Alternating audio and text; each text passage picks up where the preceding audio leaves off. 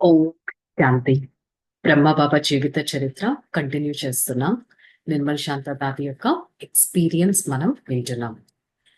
उन दिन कोई त्योहार था और बाबा ने मुझे भोजन के लिए घर बुलाया था.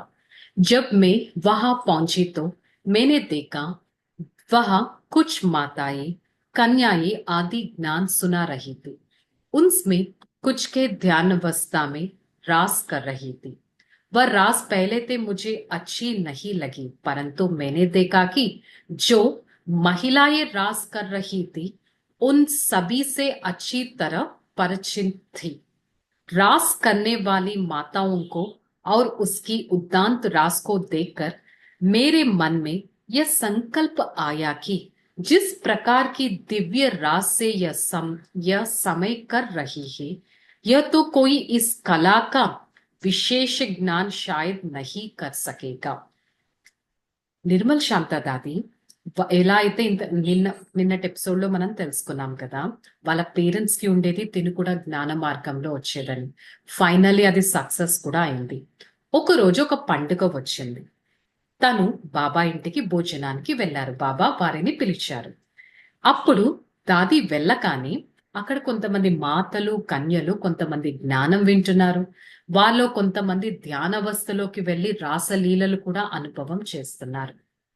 మామూలుగా అయితే దాదికి ఆ మహిళల అలా రాసలీలలు చేస్తుంటే చాలా డిఫరెంట్ గా అనిపించింది. ఏంటి వీరు ఇలా చేస్తున్నారని. కాకపోతే వాడిని అలా చూస్తూ ఉండిపోతే ఆ మాతల్లో కొంతమంది మాతలు తనకి బాగా తెలుసు. తెలిసిన వారు కూడా ఎంతగానో రాసలీలలు చేస్తుంటే వీరు ఎంతో ఎక్స్పీరియన్స్ చేసి దాని అనుభవం చేస్తున్నారు అని అనిపించింది.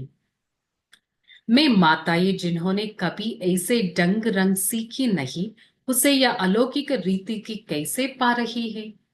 ఎలా అయితే ఈ మాతలకి ఎప్పుడు ఇలాంటి రాసలీలలు చేసే ఒక ఎక్స్పీరియన్సే లేదు, కానీ ఇలాంటి అలౌకిక తత్వం అనేది వారు ఎలా ఎక్స్పీరియన్స్ చేస్తారనేది దాదికి అర్థం కాలేదు.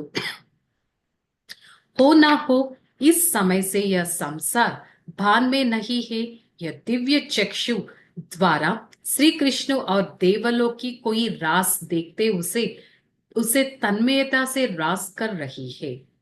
దాదికి అప్పుడు అనిపించింది వారు అసలు ఈ ప్రపంచంలో లేనే లేరు. వారు శ్రీకృష్ణుడి ఒక అద్భుతమైన ఆ దివ్య చక్షులతో శ్రీకృష్ణుడిని వారు ఎక్స్పీరియన్స్ చేస్తున్నారు. ఒక దేవ లోకాన్ని ఎక్స్పీరియన్స్ చేస్తున్నారు. ఎంతో తన్మయతో ఆ మాతలంతా రాసలీలలు చేస్తున్నట్టు. వారి హావభావాలు ఎంత అందంగా ఉన్నాయంటే వారు ఈ సాంసారిక స్మృతిలో కూడా లేరు. వారు ఎంతో ఆనందాన్ని అనుభవం చేస్తున్నట్టు దాది వారిని చూశారు. వారి వారి ముఖ వచ్చస్సులో ఎంతో శాంతి కనిపించింది.